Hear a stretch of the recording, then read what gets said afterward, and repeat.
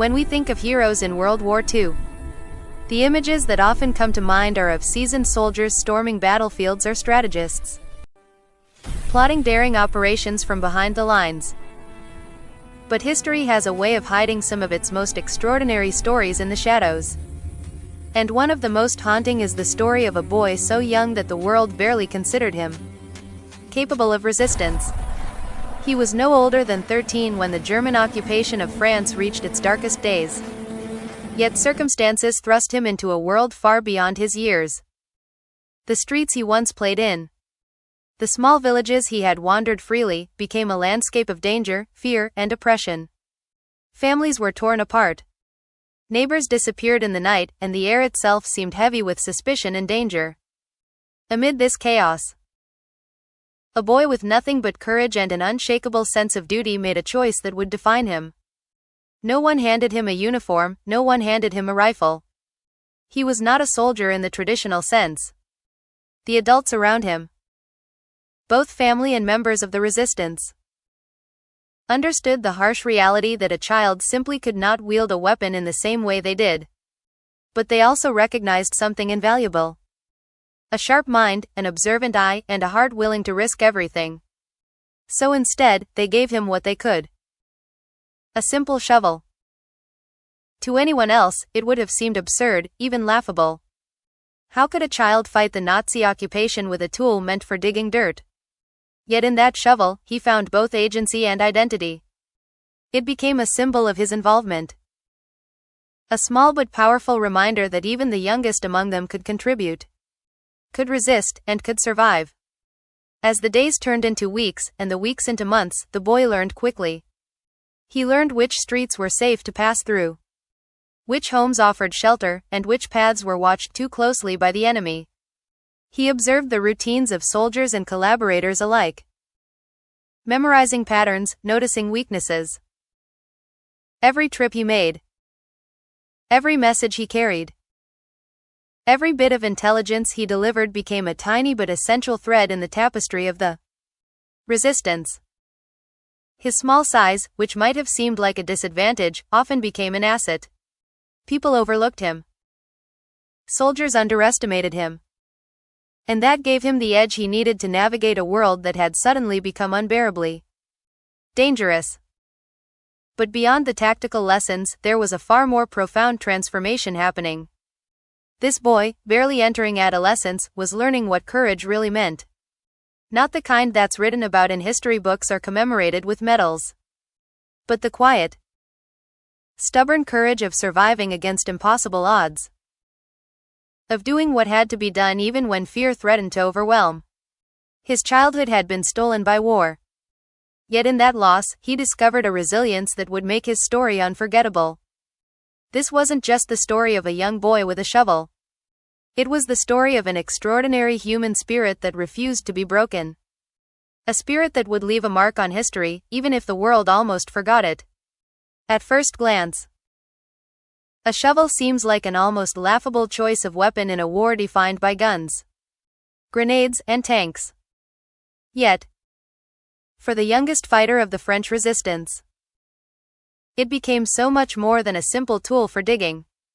It was a lifeline, a symbol of trust, and a means of turning the odds in his favor. No one expected him to charge into battle, and he wasn't expected to take lives. What he could do, however, was observe, disrupt, and create opportunities where the adults could act. In his hands, the shovel transformed into a versatile instrument of survival and defiance. It could dig shallow trenches to hide messages, pry open crates of supplies, or even, in desperate moments, serve as a deterrent against those who underestimated him. To the boy, it wasn't about the size or power of the weapon. It was about how resourcefully he could use it. The shovel also carried a deeper meaning within the network of the resistance. It was a reminder that age and experience were not the only markers of contribution. While older fighters carried rifles and faced direct combat, he carried something humble yet potent, proving that every small effort mattered. He learned quickly how to navigate through occupied territory, using his unassuming size and the shovel as camouflage of sorts. Soldiers would see him digging or tending to a garden and dismiss him entirely. unaware that he was moving intelligence, tracking troop movements, and even sabotaging supply lines in ways that left no obvious trace. It was clever, silent, and effective. Each small act accumulated into something far greater than anyone could imagine. A testament to the ingenuity that desperation and courage can inspire. Over time, the boy's relationship with the shovel became almost personal. It was a constant companion in the darkest moments, when fear threatened to overwhelm him. There were nights when he crouched in a hidden corner of a barn or a cellar, clutching the tool while the sounds of boots echoed outside. And he realized that his survival depended not just on hiding, but on understanding how to use what little he had to his advantage. The shovel became an extension of himself, a bridge between childhood vulnerability and the resilience demanded by war. It allowed him to act, to feel some measure of control in a world that had suddenly turned chaotic and merciless. But perhaps most importantly, the shovel symbolized the spirit of resistance itself. Resourceful, defiant, and relentless. It reminded him and those around him that courage didn't always come in the form of grand gestures or firepower.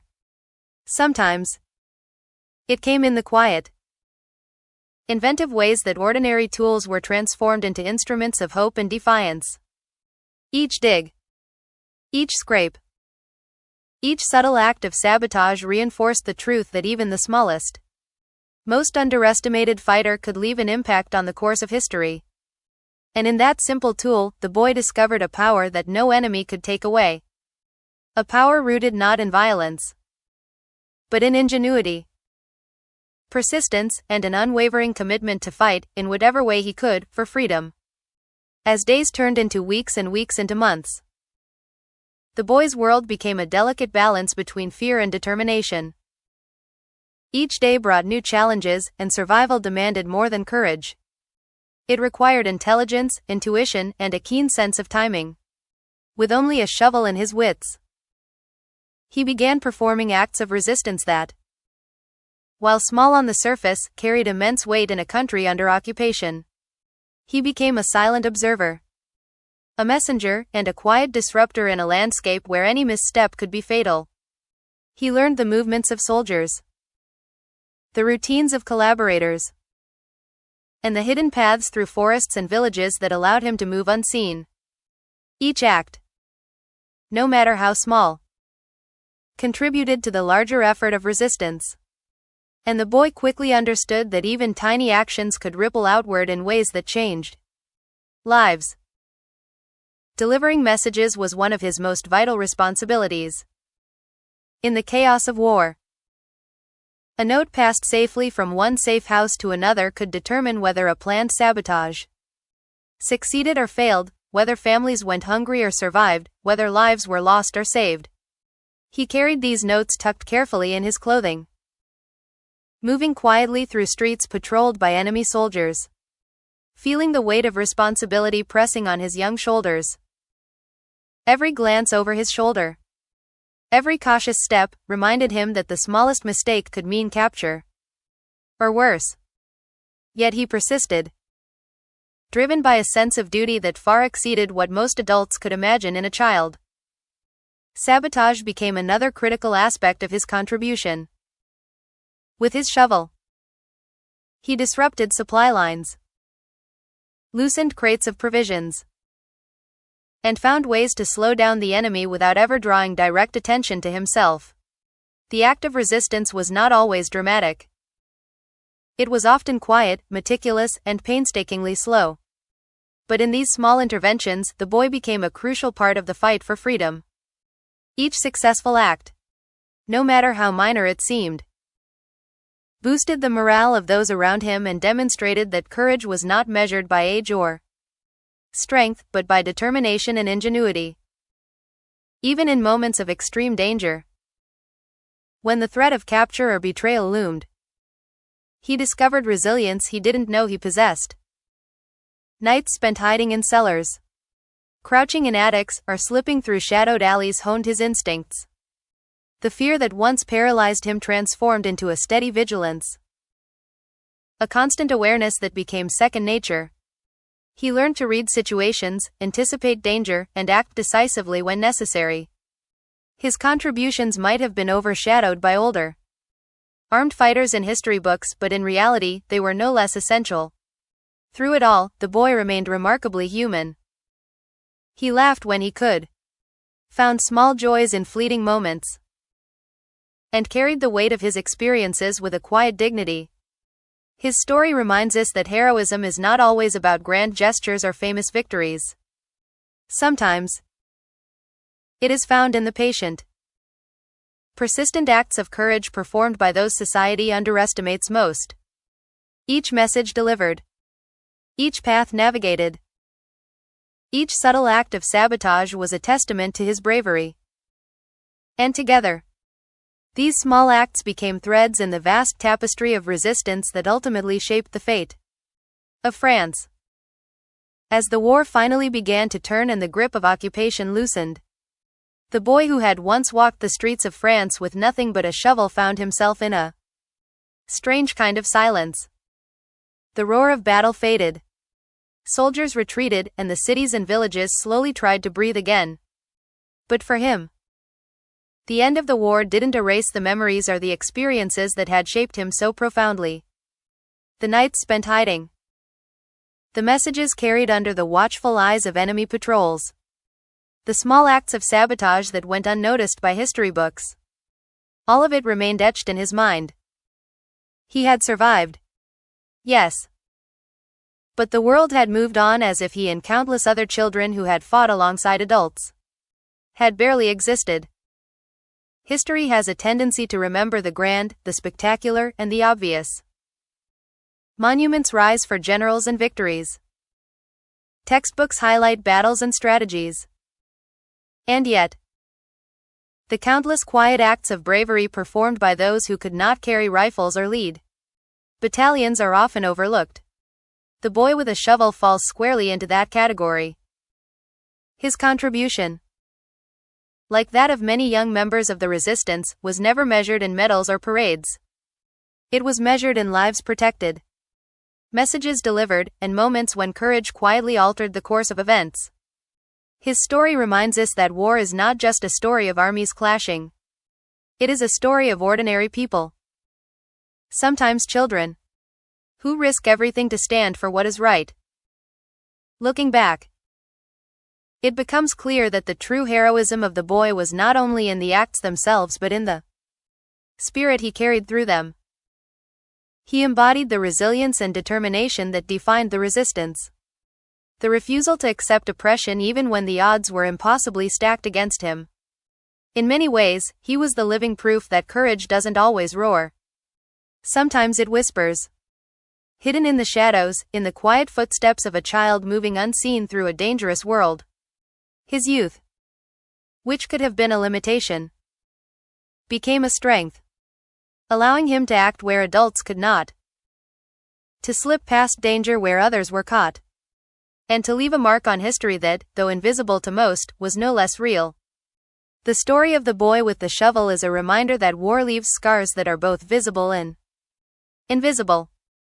It is a reminder that children, who are too often seen as innocent bystanders, can also be actors in history in ways both tragic and inspiring.